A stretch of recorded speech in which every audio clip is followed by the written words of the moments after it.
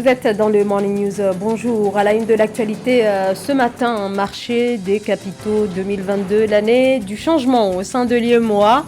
L'Union économique et monétaire ouest-africaine entend réguler davantage les organismes de placement collectif en valeurs mobilières.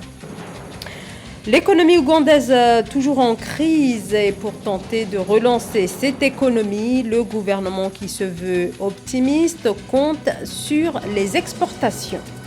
Après la destruction de plus d'1 million de vaccins périmés en décembre dernier, les autorités nigérianes tentent de relancer la campagne de vaccination contre le Covid-19 après la réception de nouveaux vaccins. Nous verrons si le gouvernement parvient cette fois à convaincre. Gros plan à suivre dans cette édition. Mais tout d'abord, l'actualité au Sénégal où l'Observatoire national de la parité exhorte les formations politiques et les autorités administratives à garantir la parité au sein des organes des conseils départementaux et municipaux. Un appel réitéré quelques jours après les élections municipales et départementales du 23 janvier. L'ONP souligne que tout manquement à la règle de parité pourrait entraîner l'annulation de l'élection des membres des organes des conseils territoriaux en cas de recours. L'Union économique et monétaire ouest-africaine entend donc intervenir sur les modes d'investissement et leur régulation. Il s'agit pour la sous-région qui comptabilise plusieurs organismes de placement collectif en valeurs mobilières, de développer le secteur et d'éveiller l'intérêt des investisseurs. Nathalie Mo.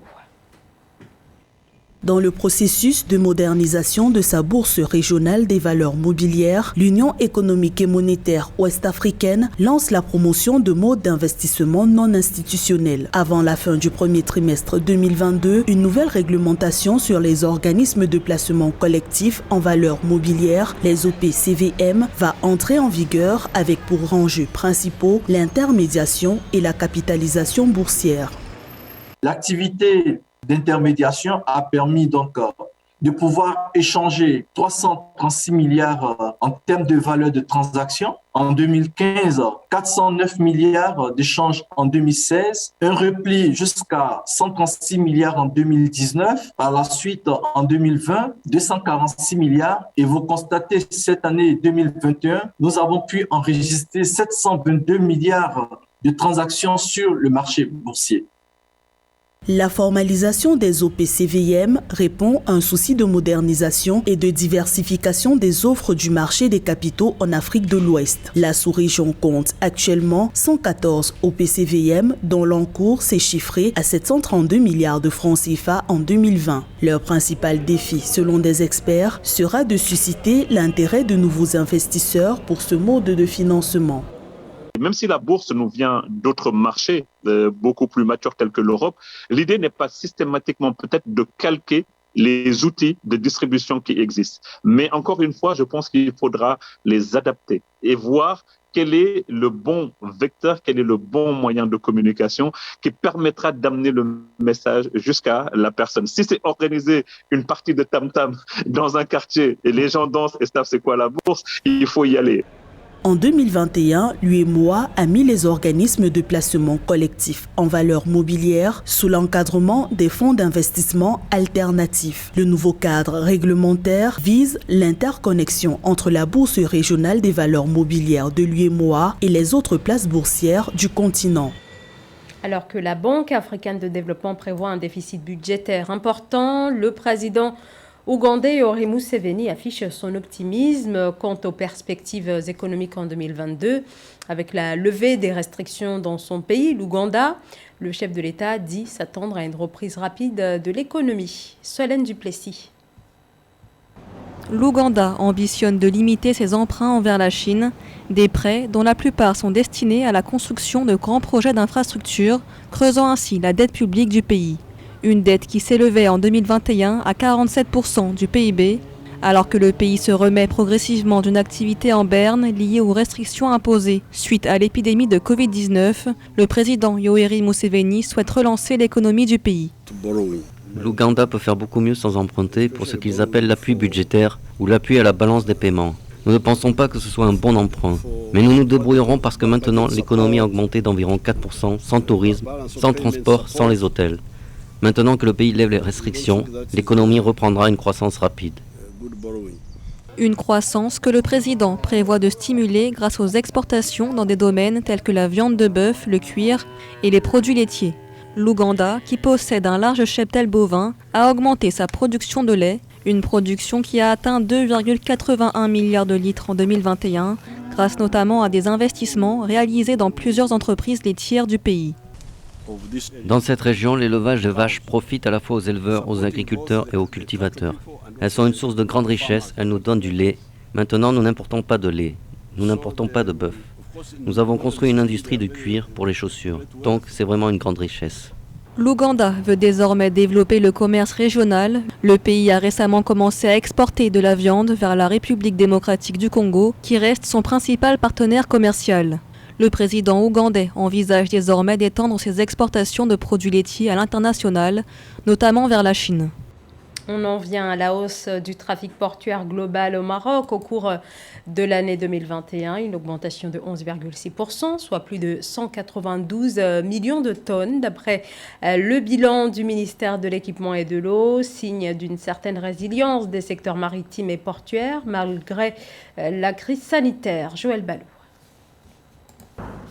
Entre 2020 et 2021, les activités portuaires au Maroc ont connu une hausse de 11,6%. Cette embellie du secteur maritime s'explique par une évolution globale passée de 172,1 millions de tonnes en 2020 à 192,1 millions de tonnes en 2021. Le trafic domestique a enregistré un volume de 111,5 millions de tonnes, tandis que le transbordement atteint un volume de 80,5 millions de tonnes.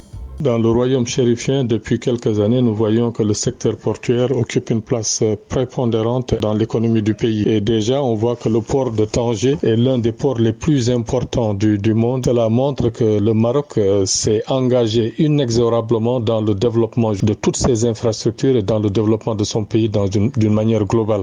Le trafic du cabotage entre les ports marocains a connu une hausse de 20,8% par rapport à l'année 2020 en enregistrant un volume de 6,1 millions de tonnes en 2021. Par ailleurs, le volume des débarquements des produits de la pêche maritime côtière et artisanale durant l'année 2021 a connu une progression de 3% pour s'établir à 1,33 million de tonnes.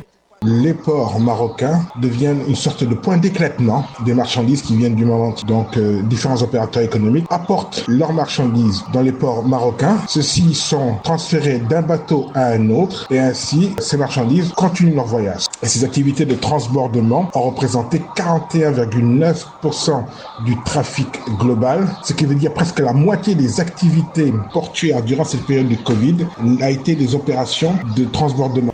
Malgré la baisse des chiffres des passagers et des croisières attribués à la pandémie de coronavirus, qui sont de l'ordre de 30% en 2021, le trafic maritime marocain résiste et les autorités nationales espèrent une hausse au-delà des 11,6% pour l'année 2022.